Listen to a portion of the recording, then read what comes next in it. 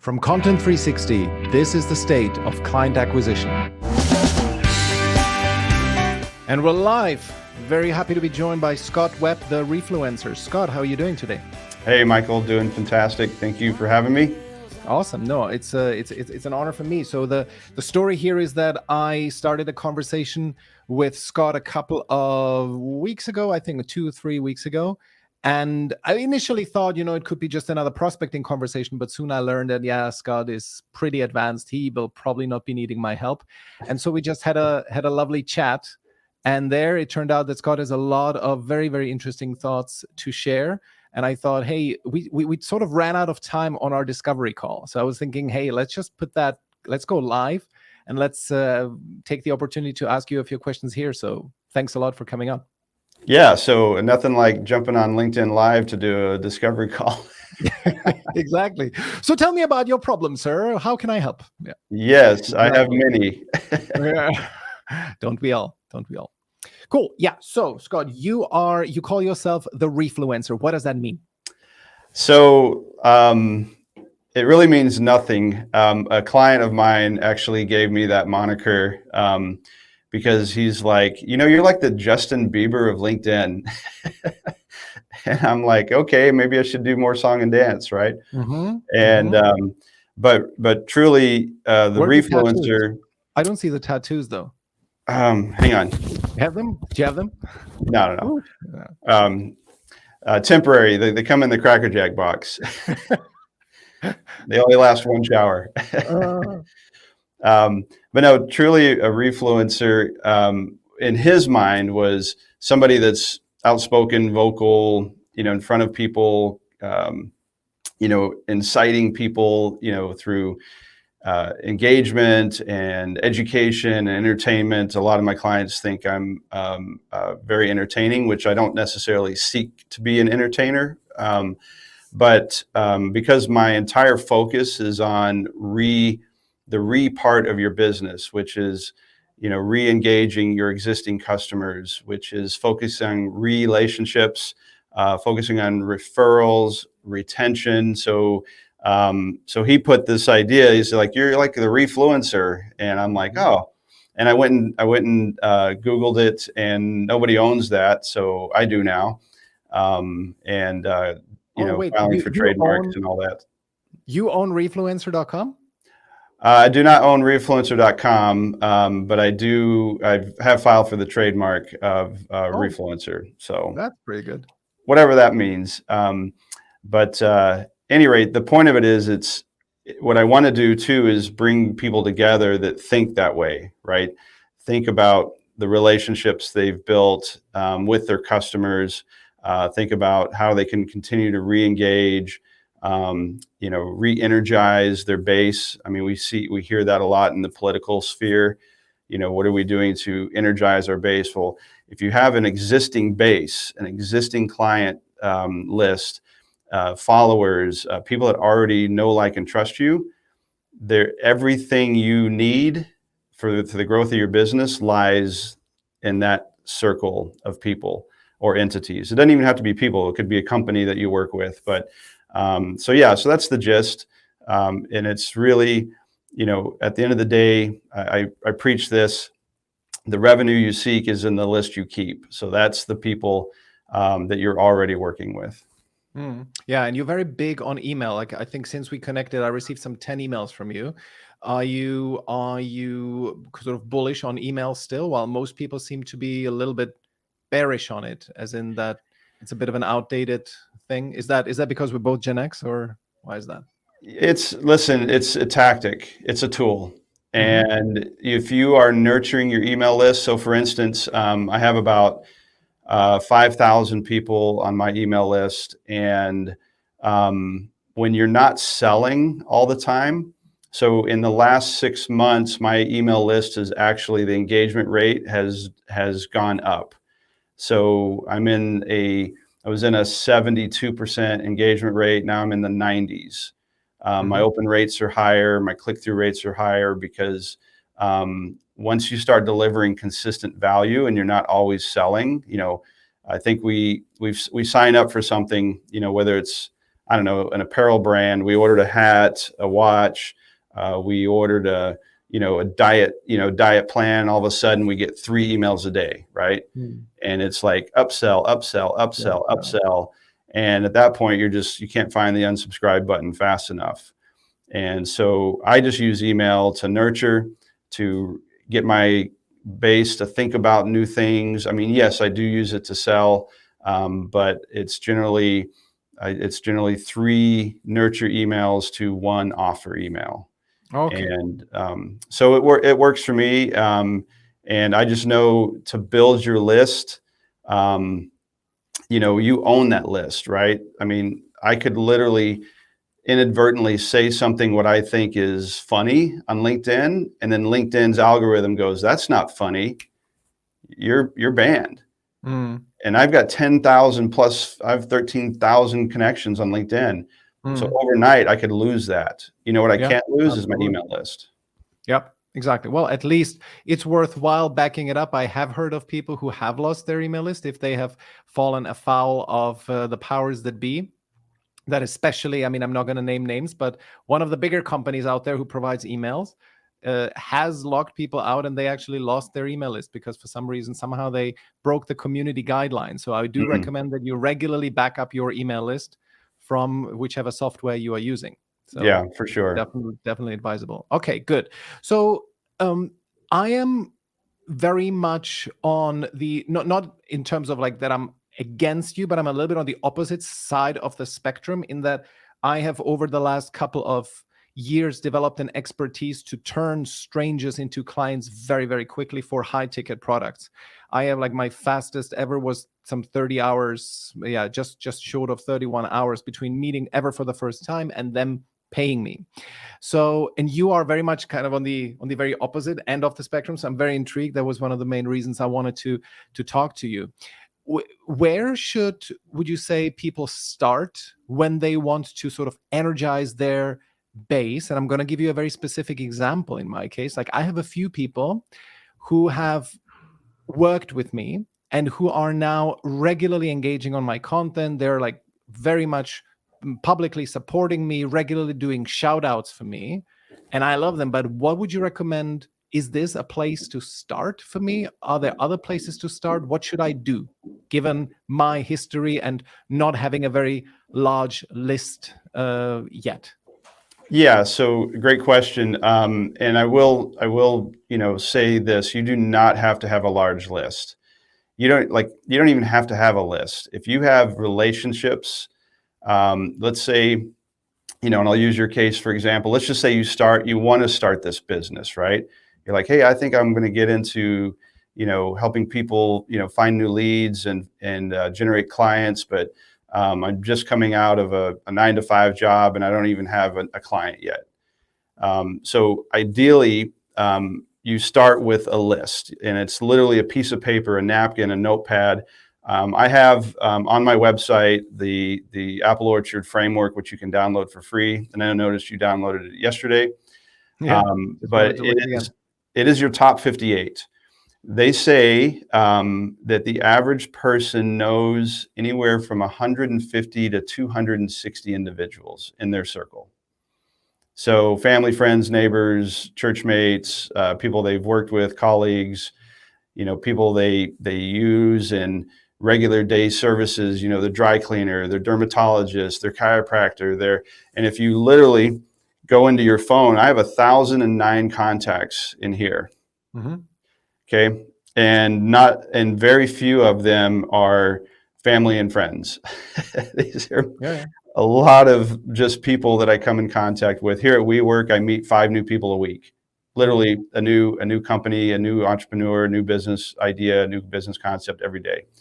So you start by just writing down, and I have a top 8 and a top 50 segmentation. Hmm. The top 8 are those people that shout out, they support you. And here's how you know: when you text them, they actually text you back. Hmm. Hmm. They do not have to be clients. They do not have to be people that buy from you. Personally, in my top 8, I only have 4 clients: 0 family, 0 friends, 0 church mates, and 0 neighbors. Okay. So Hmm. I like to get people to stop thinking, oh, this sounds like MLM, where they tell you to go out and just, blanket everybody you have a relationship with. I'm telling you, you can do that. And if you are cool doing that, personally, I think what you actually do helps people, you shouldn't be shy about telling anybody about what you do and how you can help. But there's this stigma out there that, oh, selling to family or friends, is bad. But listen, all humans need, validation. All humans need, some type of solution outside of their world. And if what you do actually does that, then by all means, talk to anybody that's a human. Unless you sell to robots, that's a different system.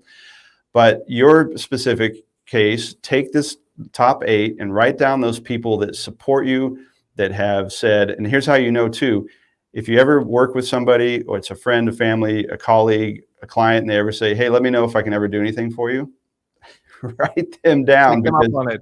Yeah. Yeah. Now you can take them up on it. Exactly. Oh, wait, sorry. Quick interruption here. Yeah.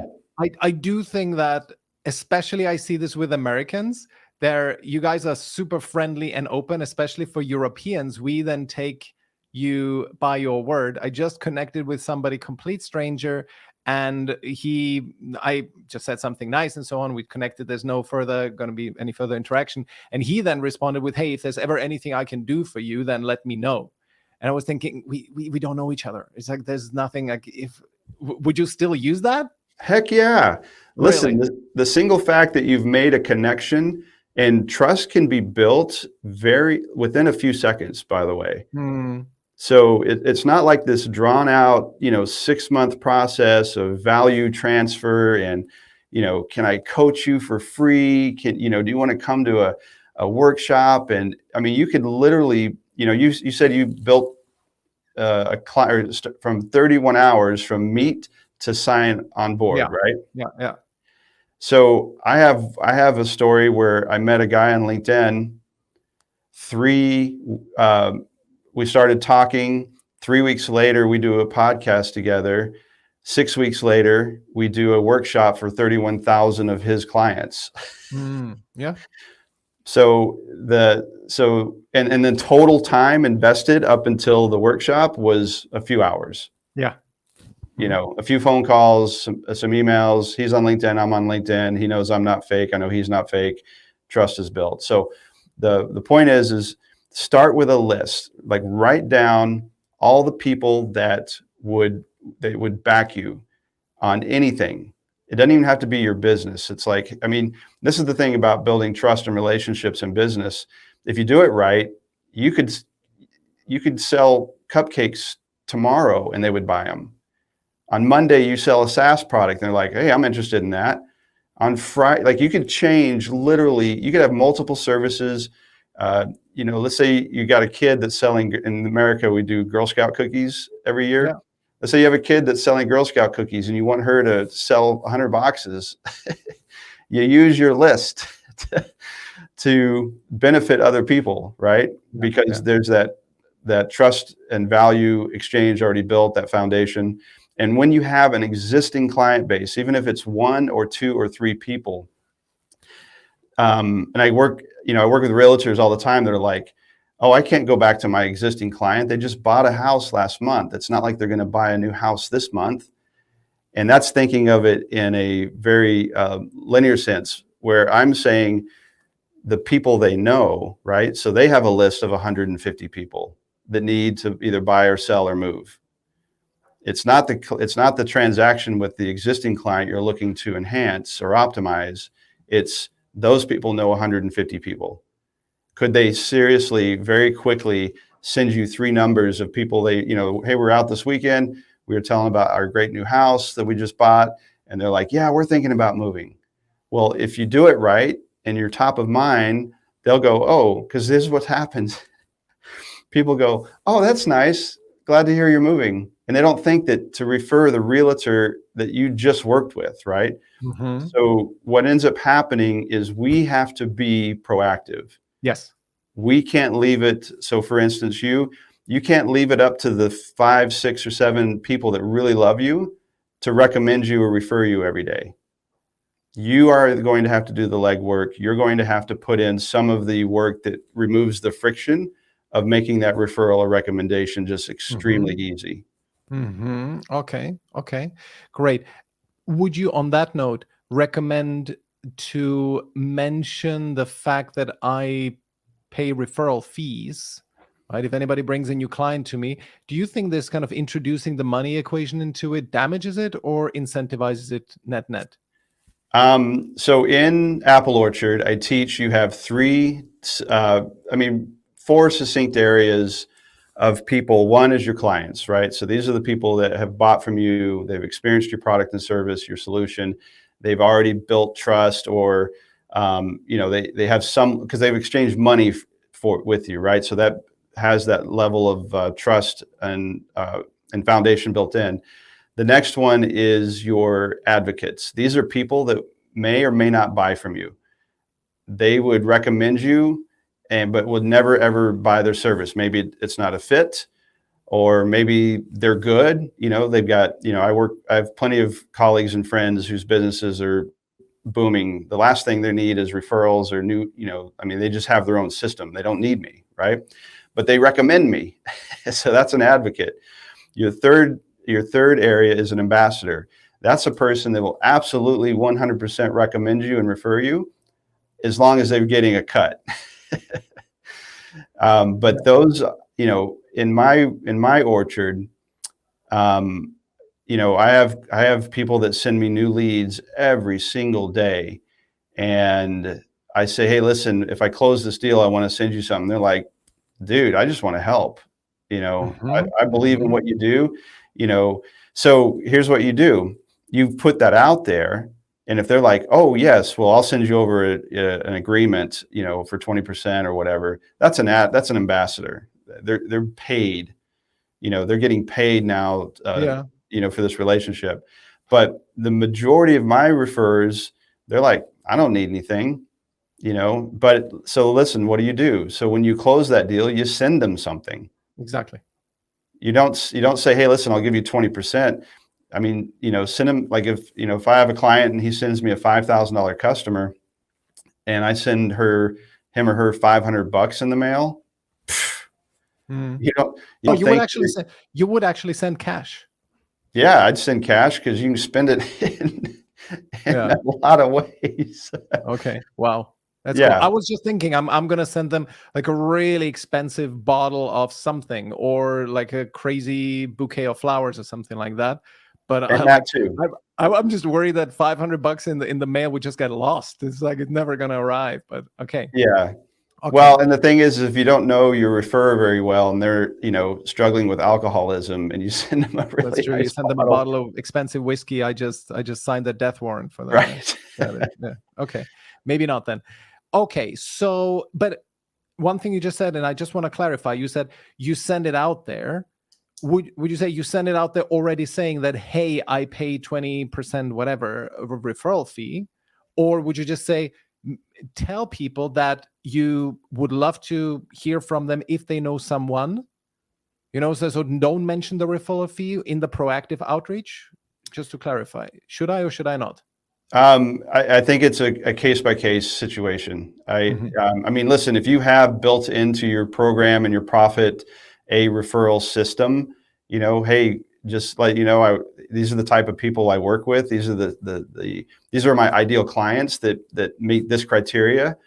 If you have conversations with somebody and they're saying, I'm struggling with lead generation or finding new clients, or my cash flow sucks, or I can't hire anybody, send them my way and I'll send you this, right? You can have that pre-built already. I'm talking about higher up in the relationship. Most of those people they're not trying to make money off of you. They want to see you succeed. And great, if you want to send something after the fact, they're like stoked, right? That surprise factor kicks in. And the other thing too, I never preach to tell anybody, hey, if you know somebody that needs me, because you're now putting on that person the responsibility of selling you. And that is the worst thing you can do. So never say to anybody, hey, if you know somebody that needs lead generation, have them call me. Because first of all, the first thing they do is they start rolling through their mental Rolodex. And they're like, I don't know anybody. When they actually do, they actually know 5, 10, 15, 20 people within their network or circle of influence that actually could use your service. So what you have to do is you have to pinpoint and specifically say, hey, listen, I noticed that you work with XYZ company. Would you be willing to forward my checklist to them to see if what I do could be of value? And they're like, heck yeah. So, because now they don't have to even explain, they don't even have to try and figure out and explain, well, hey, I know this guy named Scott and he kind of does this thing called Apple. I don't really know, but he sends us new leads. That's all I know. Right. So it puts this level of friction into the referring, the referrer. And so now this is why it's so critical to have a lead magnet, to have some type of checklist, gap assessment tool. I don't care what you call it, a video series. And you can just say, hey, Larry, I noticed you work with XYZ company. We've been able to help you generate, 20 new leads. Would you forward my lead gap assessment tool to XYZ company? And they're like, yeah. Okay. So again, I'm going to go very specific, maybe put you on the spot here. I only work with solopreneurs and very small B2B. There is not really a way for me to see that people work with each other, right? Like you could see that, for example, on a big company. What would you do in that? What would you recommend? So first and foremost, if they're on LinkedIn, you can see exactly who they're connected to. Yeah. Okay. And you, with a little bit of research, so let's say Alice is one of your clients and you want to help more of Alice's, the people that Alice work with, right? So you could go onto her LinkedIn profile and see who she's connected to. And you could do a little bit of research and say, oh, she's connected first person to this entrepreneur, this solopreneur, this small business. You could go on their website and see, holy cow, they've got this wrong, this wrong, this wrong, this wrong. And now you reach back out to Alice and you say, hey, Alice, I noticed that one of your first connections on their website, they have no lead capture. They have they've got 3 things wrong with their website. I even Googled and they have no SEO. I could possibly help them. And would you be able to send this, little this 1-page checklist, to Michael, or at least can I send this to them and use your name? I mean, that's the script. Yeah. That's awesome. And then there's surveys. Here's a big one. Think about, so for instance, one of my clients is in radiology, right? So now I look at all of the people that serve him. So there's this circle of businesses and entrepreneurs and companies that serve his radiology clinics, right? So I can now go and talk and look at all these different spokes that serve him, and if they're serving a radiology clinic, well, think about all the businesses that probably need help that service the radiology clinic, right? So all of a sudden you can go from literally, here's your core client, your entrepreneur, your solopreneur, your small business, and then very quickly ask them who they use for this, and this. And then you can, now that's a little more cold outreach because you're doing the research on their behalf where they didn't really refer you, but you also are activating the referral at that point. And so you can, and then, again, are you niched down, right? I'm not niched down. I work with financial advisors. I work with manufacturers. I work with SaaS companies. I work with, but even within one of those niches are a bunch of people that already have a relationship with your customer or your client, subscriber, patient, however you identify them. and you can literally go and do first level connections and get invited into their world to provide some type of value. Absolutely. Absolutely. Great. And that is, you really can test the waters, especially if you, like myself and Scott, we both are not particularly niche down. We help people in different industries. I think also you can simply test that if it works in one particular sub niche better than in another. Just run a test where you just spend one day in with one client that you had in one industry and just try this approach Yep. with that in that world, right? And see Yep. how that works, see if people respond well to it and so on, and do that with others. And then you will see over time which of those, it's like a little A/B test. It's like a multiple A/B test where you see, okay, which area does that work in better? I was honestly, and my story, if I can quickly share this, was after I was fired in 2016, I was thinking, okay, now is the time to leverage all my existing networks. And I'm sure I made many mistakes while doing that. But what really fascinated me in the long run, in the mid to long run, was if you have a good offer, how relatively easy it is to leverage the fact that you have a good offer and you just approach strangers and you're able to convert them very, very quickly with just the right offer. Knowing what I know now from you is that you can do this outreach that I did with cold people. You could do this actually with your network, but way more systematized, way more organized and structured. I'm pretty sure if I had done that earlier, I would have been more successful with my network, right? Because it was after a while I said, well, this doesn't work. I told everybody what I do and nothing has happened. So screw the network. I'm going to go out there by myself and get clients from strangers, right? So right. And I'm not opposed to any form of, and I don't even like to use the word marketing. I like to just call it communication, right? I'm not opposed to cold outreach. I'm not opposed to networking, paid ads, any of that. I just know that the fastest way to grow your business is through the people that already have spent money with you. Absolutely. And case in point, we had a client that came to us. They had $68,000 in sales in one channel, and I said, and then this is how I qualify people to work with us. I said, so let me ask you, how long have you been in business? In this case, 11 years. How many people came to your website last month? I have no idea. When's the last time you sent an email out? Well, they get a statement every month, so once a month, okay. And what is the LTV of your top 20% of your client base? And they're like, what's LTV? I said, lifetime value. What's that client worth to you over the next 12 months, 36 months, 60 months?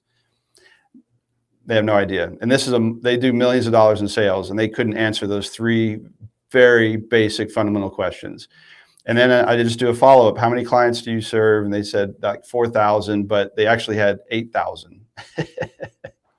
They'd actually serviced 8,000 clients. And so the point is within 9 months, we were able to grow revenue from 68,000 to over 600,000 in 9 months without doing one paid ad, without doing any cold outreach. We just went back and re-energized their existing customer base, built a referral system, and just focused on retention and spreading the word, word of mouth within that, that base of people that have already spent money.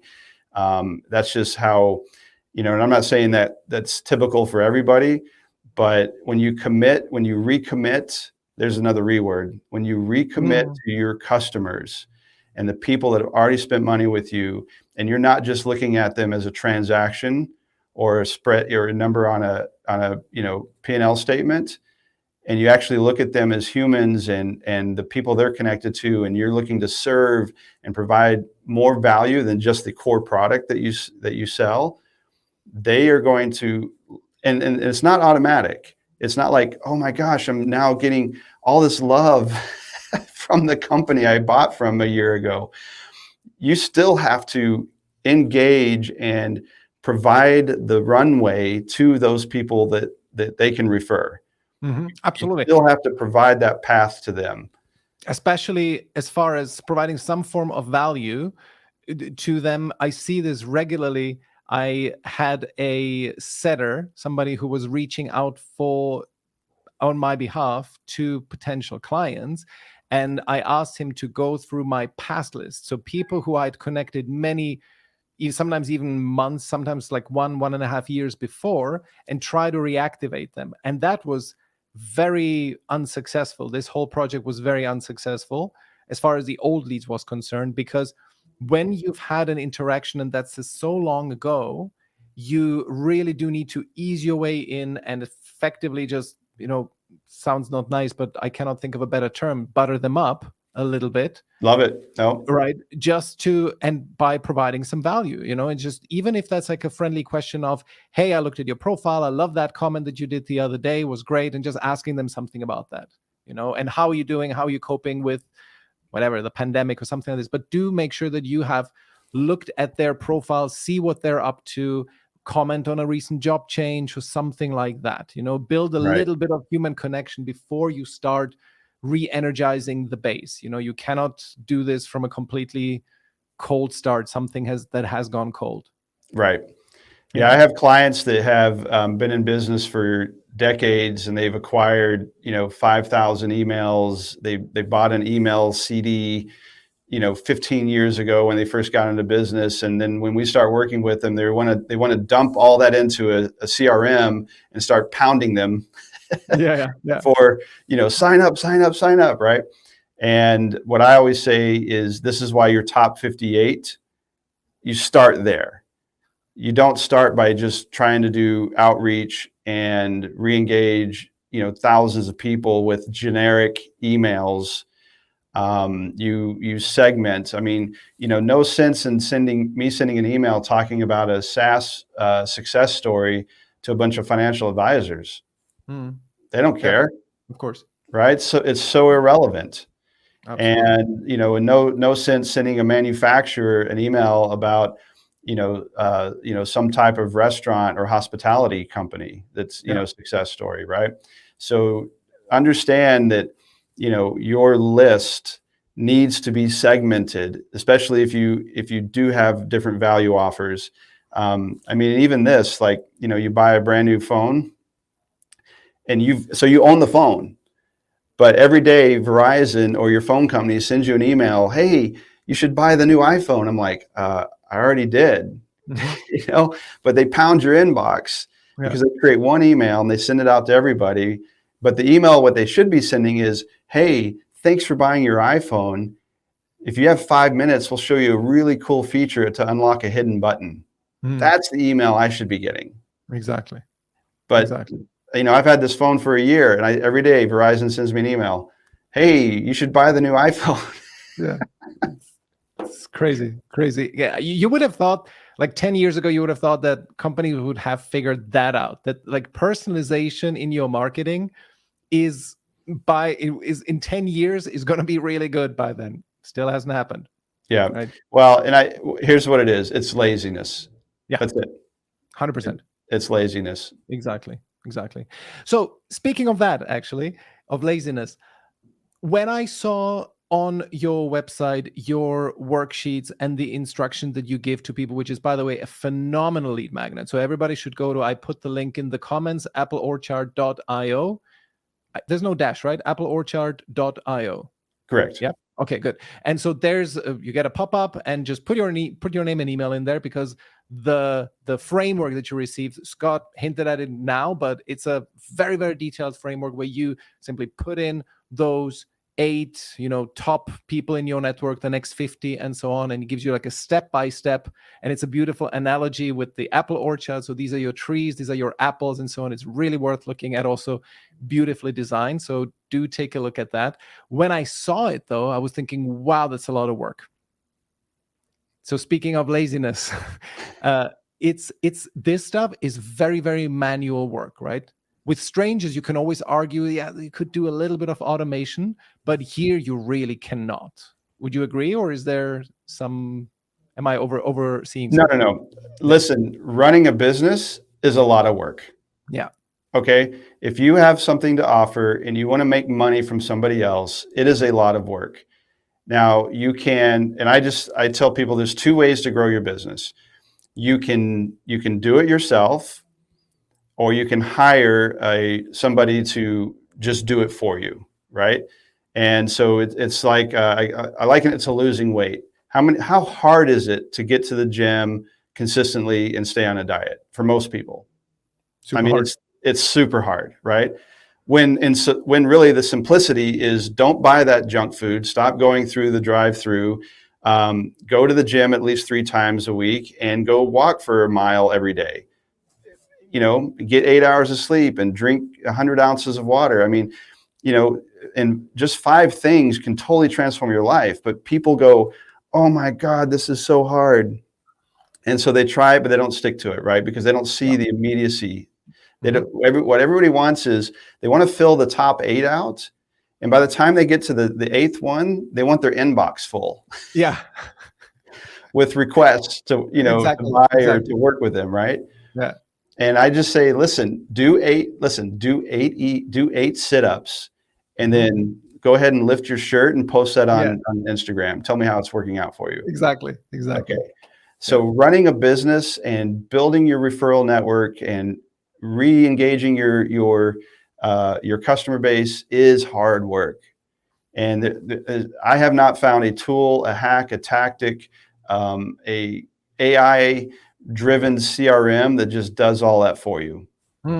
Yeah, and you at some point you will be able to replace the work with money, because once you have done all of this, there will be so many opportunities to automate some small aspects of that. Like, you will know that this tiny little subsegment really responds well to this, so you will have a short 3 email sequence already written up for them, right? You will not have to do this manually anymore. You will have some form of automation in those little sub niches. You will know what kind of gift really works with that kind of sub niche, and so on. So there will be some leverage and automation. And once you have that stuff dialed in, and this, I really think this is a great way of seeing it as, okay, let's work on chunks here. First, let's get you 1 or 2 clients. When you're just starting out, you don't have anyone, use my method, and some of it is free. Just go on my website. You can get a couple of great resources there, and you just start friendly conversations with people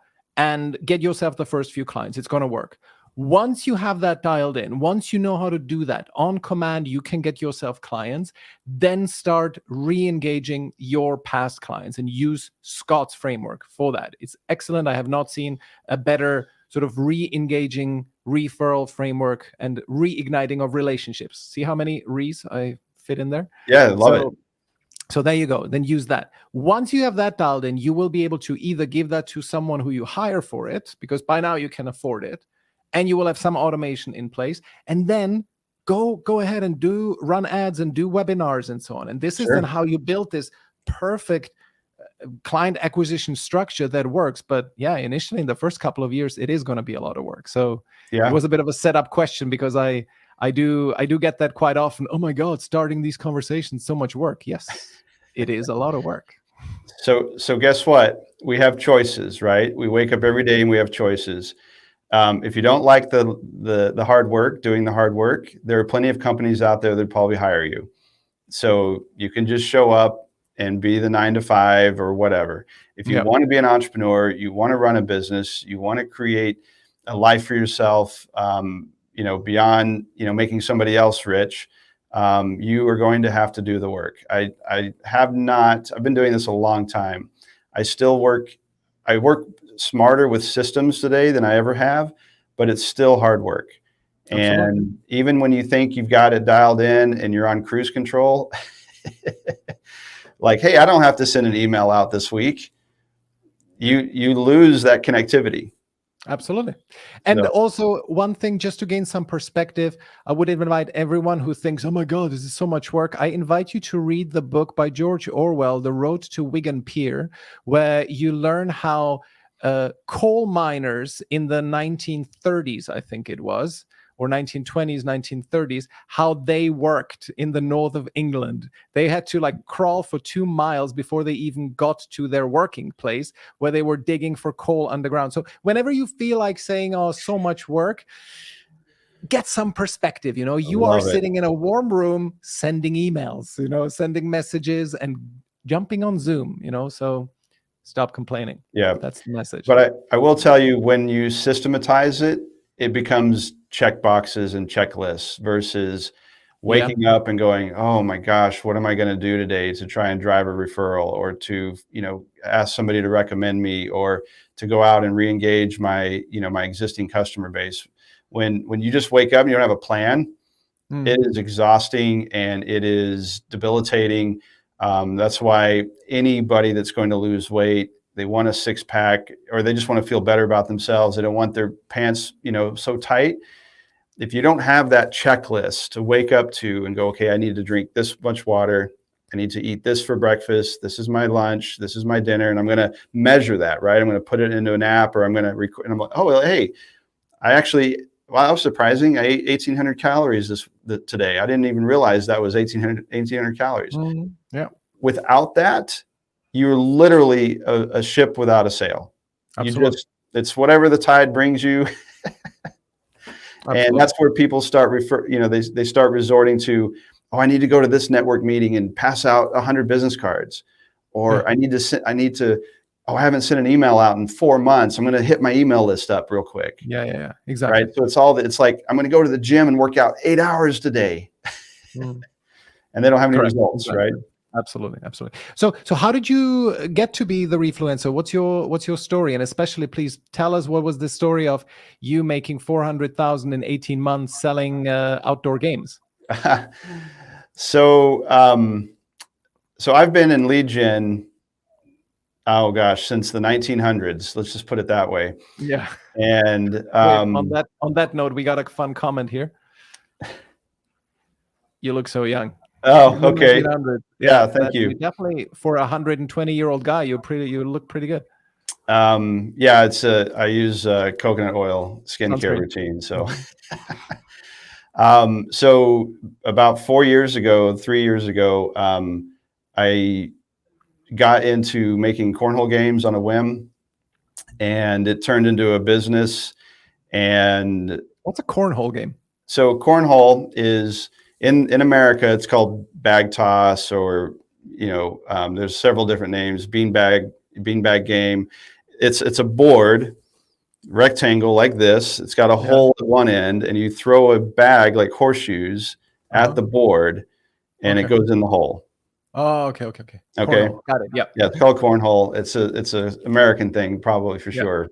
We need to bring it over to Vienna for this year. Anyhow, sign me up for the franchise. Yeah, definitely. But the point of it is we started selling games, and every game that we sold would generate a new lead, and somebody else would buy, because it was an exceptional product. But we got to a point where, you know, it was just word of mouth. And then at one point it stopped. Like we just couldn't get a transaction. Nobody was coming to the website. We were not getting any traffic.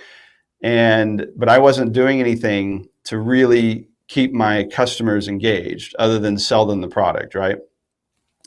And so I sent out an email, and I started to send out emails, and I sent out one email of a video and just showing how to throw a proper cornhole bag so that you could dominate your neighbor. And that little value add, okay? So I was thinking the value is in the game. The game's the product. They've paid you money for that. But the value is in everything that you add on top of the game. How do you throw better? How to, you know, how to take care of it? How to, you know, because I mean, there's so many different things that you can layer on top of your core service. And it was in that value add that all of a sudden, like, we got like $30,000 in new orders, because people are like, oh my gosh, you got to see this video. Or they're like, oh, I forgot about you. That's the big one. I forgot about you. So we started creating like this little referral network regeneration, you know, system where we're just keeping our clients re-engaged. And hey, we're going to be at such and such beer, like a beer hall this weekend. Come by and say hi to you know, and the name of our brand was Captain Cornhole. Come by and say hi to Captain Cornhole and throw some bags with us, right? Mm-hmm. So we were creating like this community, and all off of our existing customers, right? Mm-hmm. And so with zero ad spend, we grew this thing to 400 grand in sales in 18 months. And but and then at one of my cornhole things, some guy comes up to me. He's like, dude, I got your email. He's like, who does all your marketing? I need this. And I'm like, well, I do. And they're like, can I hire you? At that point, I really wasn't in the marketing business anymore. But I said, yeah, but can I try something with your company? Mm-hmm. And he's like, sure. And this was this kind of re-engagement, referral, relationship, community, Reenergizing model. It didn't even have a name. And so we tried it, and we 10x'd the sales over 9 months. And that's when Apple Orchard was born, because awesome. Now I gave it a framework, a structure. Okay, these are the things that we did. You know, we went back to our best clients, and then we went to everybody that they know. And then we created like we started connecting all the dots. And that's when it's like, oh, this is like an apple tree. You know, your client is a tree, and then all of the apples in that tree are all the people they know. So instead of trying to go pick apples individually, because that's a lot of work, you just build the relationship with the tree. And at that point, they'll just bring all the apples to you. So exactly. It's like, if I can market to 10 trees versus 1,000 individual people, these 10 trees represent the relationships and those stronger, community-driven trust, right? These are and it doesn't even have to be a person; it could be an entity, could be a business, could be somebody else, right? In the end, it's always people. And then it's always people, exactly. But instead of trying to market to 1,000 apples individually, find the person that already has the 1,000 apples within their tree. Exactly. And build a relationship with them, and then they will connect you to. Now, will you go harvest 1,000 apples out of their tree? No. But you can go harvest all the low-hanging fruit. You can harvest 10%. You can harvest, whatever that number is. But yeah, and the thing is, if you have this attitude that you advocate for, you will also have so many apples just falling in your lap, and not on your head like the metaphor says, but truly in your lap, where suddenly, because you have this attitude of being proactively helpful to them, of being a good networker with the right types of people in the right kind of way, you will see these things happening to you more and more. Yeah. Right? So 2 ways to do. So think about this. You want to nurture the tree, water it, prune it, provide any type of help you can provide. When you think of the tree as a transaction, like, oh, I found this guy, he's got a list of 1,000 clients. If I can just get access to that list, well, you're not even thinking about the tree. All you're thinking about is like cutting down the tree so it falls over, so the apples, you can go, pick them up faster. Mm-hmm. That's short-term transactional thinking, and you can do that, but you can never grow get anything from that tree again. Whereas Absolutely. If you focus and concentrate on nurturing the tree, being a connector, maybe that tree never lets you into, to its list, but maybe you can connect that tree to somebody else, and then they see the value, and then they say, oh, you need to talk to my friend. He's got a really big tree and a bunch of apples. So that's the thing. We look at somebody and we think of it selfishly, like, what can I get from that tree or that relationship? When what we really need to be doing is, how can we provide value to them and provide value to that relationship, whether we ever work with them or not. Mm-hmm. Yeah, absolutely. And I was, just as you were talking, I was thinking, okay, but how do I know that it's actually working? Because I cannot expect results from this too soon. But how do I know that it is actually working and that I'm not wasting my breath here? And I thought I found and this was like a really short thought process, so I was completely present while you were talking, so don't worry. But the thing is, the synthesis came to me. It's a combination of what you and I actually do. Because I think the time to start doing this is when you have really found very good product market fit. And I would surmise that you found product market fit when you have a pretty predictable process in your, for example, outbound prospecting, you know that if you approach 100 strangers, you will get probably 10 calls, maybe one client out of that, or depending on how cheap you are with calls, but anywhere from 5 to 10 calls and one client coming out of that. Once you have that, this is then the time when it's really good to start investing in those relationships, reigniting the past ones, because you have something that sells. Right. I think what some people might be tempted to do is they maybe sold a couple of projects here and there, very different things, sell effectively, having this smorgasbord of little services that they do, nothing coherent, no single coherent offer. And they start networking like crazy, adding value here, adding value there, and reigniting past relationships. I think it's much better to be systematic about this. Do your homework first, get an offer that works, sell it a couple of times, and then start your process. Right. I think that is the synthesis of, because I do always feel like, geez, how do I know that I'm not wasting my time here? What do you think of that? No, you're exactly right.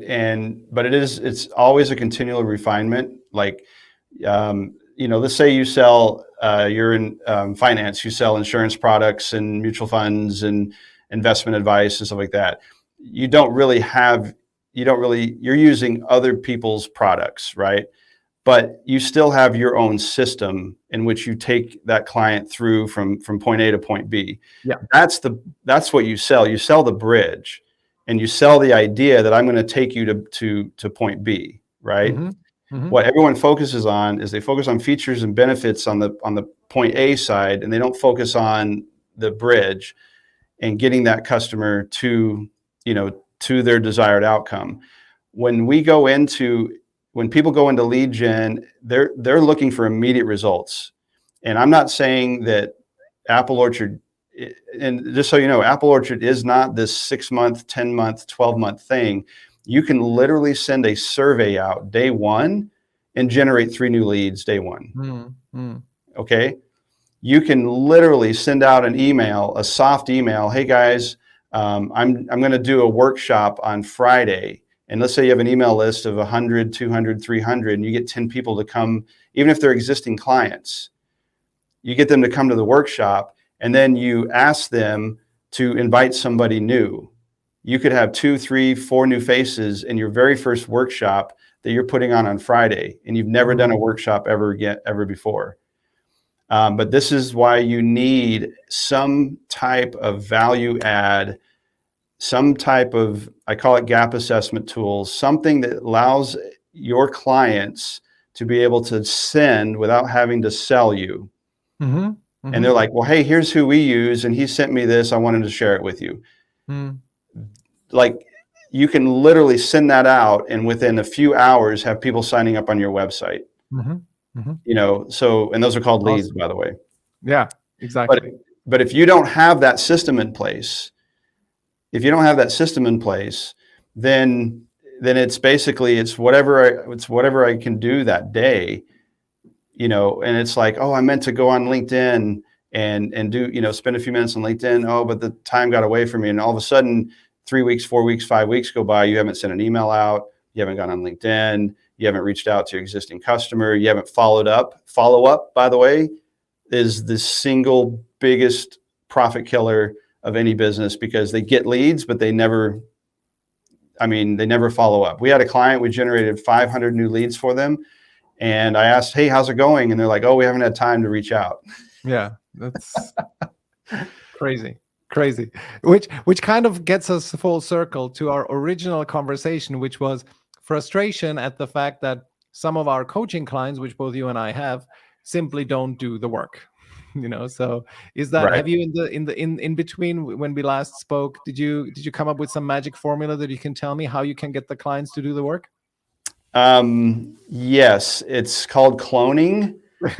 And I'm working with a firm. Yeah. I'm working with a firm in Antarctica, by the way, that's working on a secret cloning project for entrepreneurs.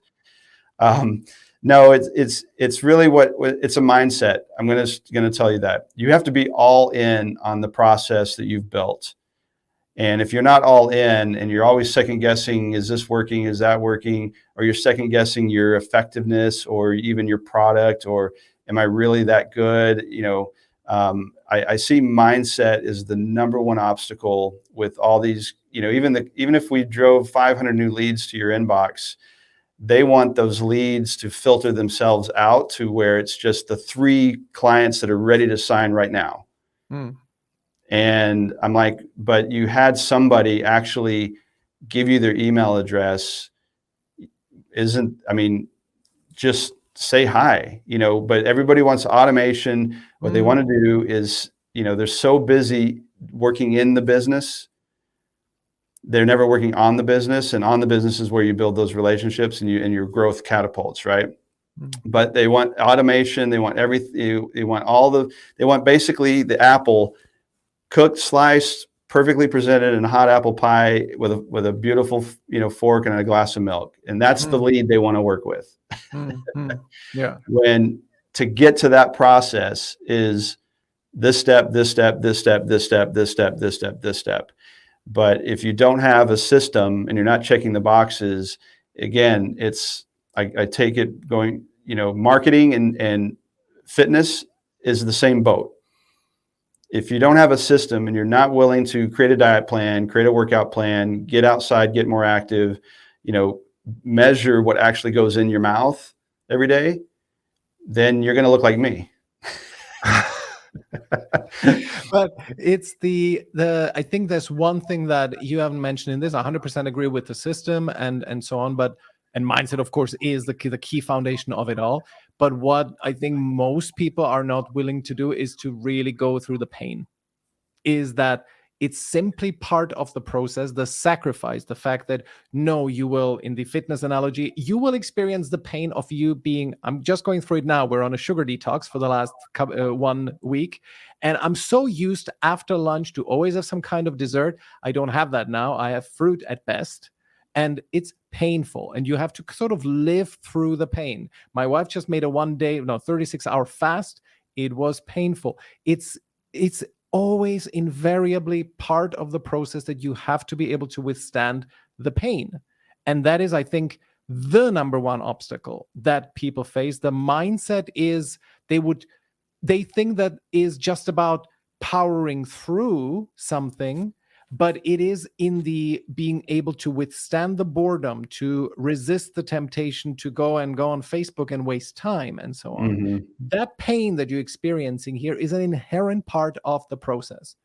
And I see that this is the number one thing, and that's why we're training ourselves, Anna and I, to be able to live with the pain. And again, put it in perspective. Okay, some people lived very, very hard lives, compared to us. Our pain is to not eat sugar and to get up at 5 a.m. in the morning. Okay, and to start conversations with strangers who might reject us. That's the pain. It's pretty considerably better than being a coal miner in the 1930s. Right. Well, and even so, there's pain reaching out to your existing customers. Absolutely. People think that, I don't want to bother them. I don't want to ask for referral. They should just know that they need to send people my way. Yeah. And that's just not how it works. Exactly. Very true. Awesome. Scott, thank you so much for all your great insights. We received a lot of compliments in the comments. Let me just point out this one. Gotta run now. Has been an excellent episode, Michael. Great guest, well-spoken and powerful topic that isn't discussed a lot, I think.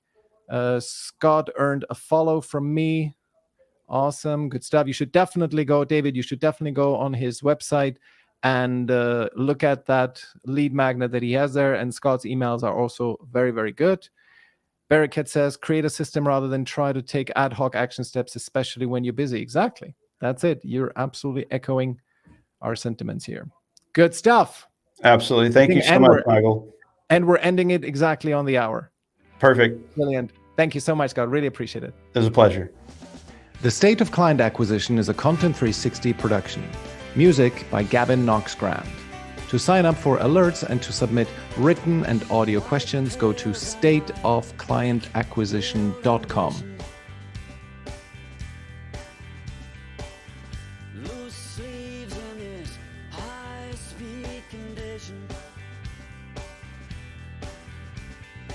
Montreal girls in the tail end of winter. Caffeine burns, wide awake dreams in color. Blood on my hands in this open heart journey. And infinite numbers, rapid fire across the country. We slide tonight, and the light on the ocean so bright. With my eyes closed,